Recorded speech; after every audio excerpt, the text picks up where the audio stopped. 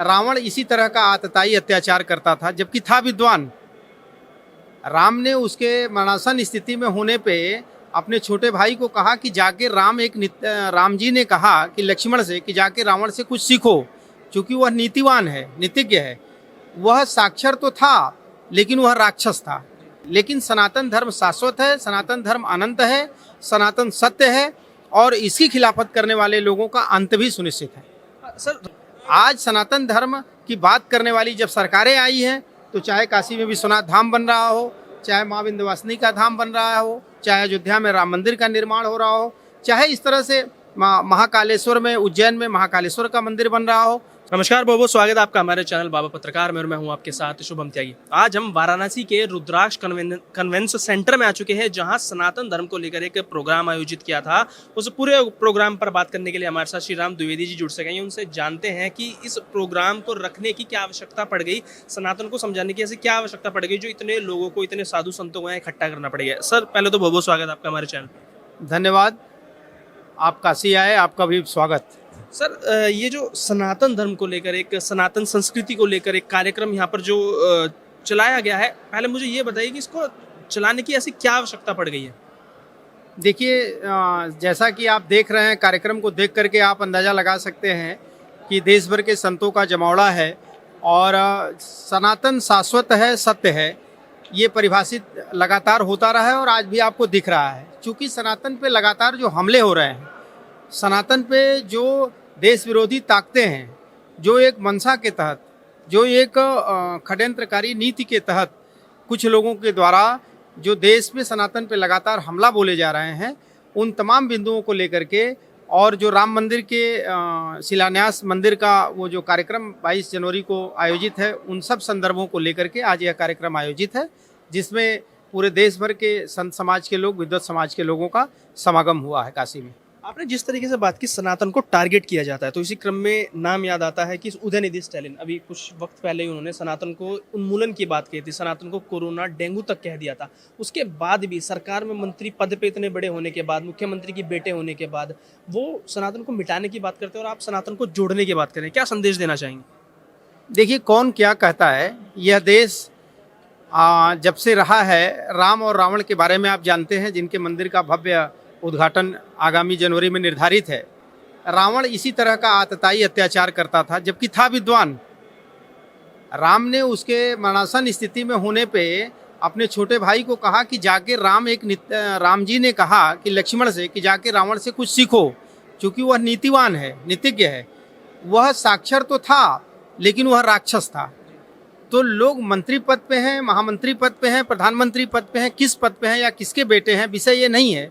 अगर उनकी विचारधारा राक्षसी विचारधारा है, उनका स्वभाव आतताई है, उनका स्वभाव सनातन विरोधी है, हम उसकी निंदा करते हैं और उनका अंत भी सुनिश्चित है। सर अगर हम बात करें 2024 में इलेक्शन होने वाले हैं, तो 28 गठबंधन दल जुड़ा है जो प्रधानमंत्री मोदी के खिलाफ लड़ रहा है। उसमें से एक है ये डीएमके पार्टी, जिनके नेता हैं उदयनिधि स्टालिन साहब। अगर सनातन को मिटाने की बात करते हैं तो 2024 में कैसे चुनाव जीतेंगे।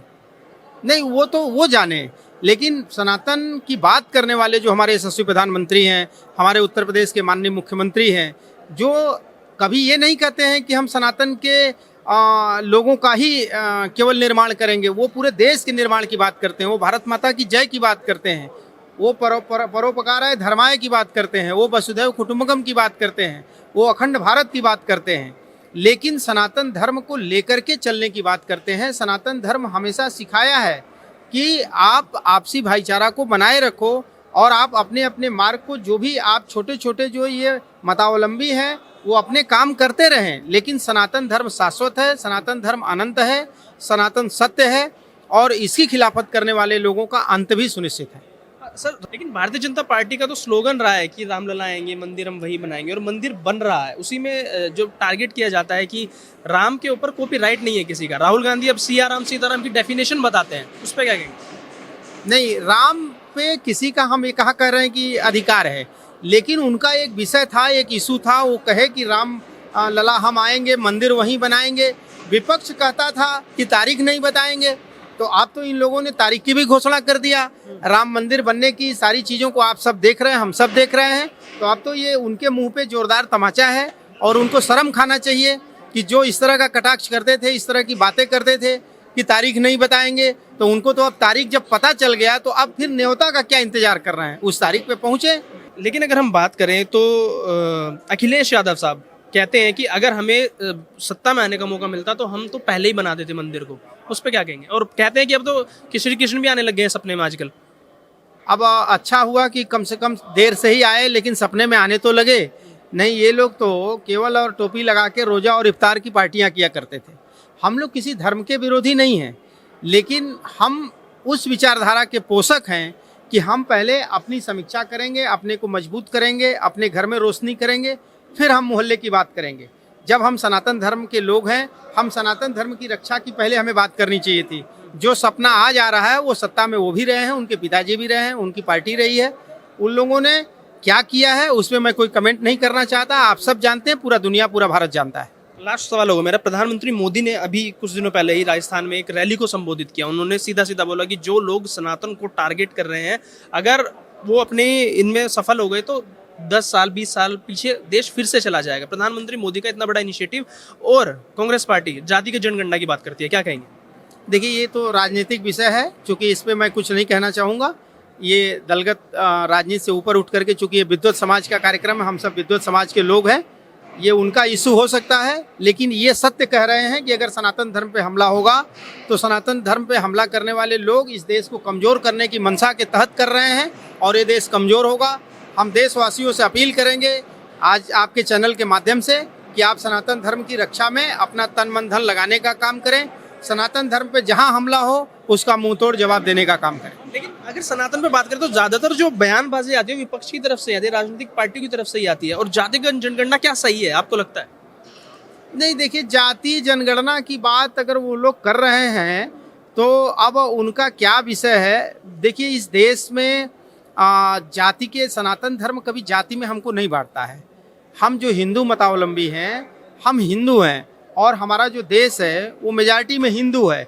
लेकिन अब तक केवल और केवल तुष्टीकरण की राजनीति के तहत हम हिंदुओं को, हम हिंदू धर्म के मंदिरों को, हम हिंदू धर्म के धर्म स्थलों को उपेक्षित किया गया।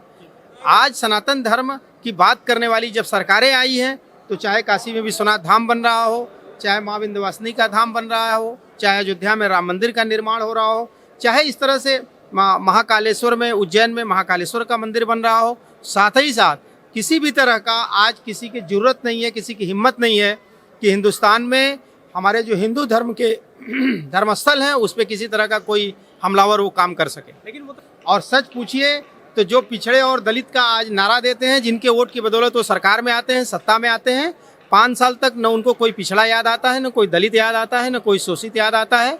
जब चुनाव आता है तो कोई दलित की बेटी बन जाता है, कोई पिछड़ा का बेटा बन जाता है, कोई माइनॉरिटी का बेटा बन जाता है। उसके बाद जब वो MP MLA या मिनिस्टर होते हैं तो उन्हें न कोई दलित याद आता है, न कोई शोषित याद आता है। ये सिर्फ और सिर्फ राजनीतिक स्टंट है, इस पे कोई। और अब धीरे धीरे लोग समझ रहे हैं, वो जिन समाज के लोग इस तरह की बातें बकवासें करते हैं, अब उस समाज के लोग भी सच्चाई को समझ रहे हैं।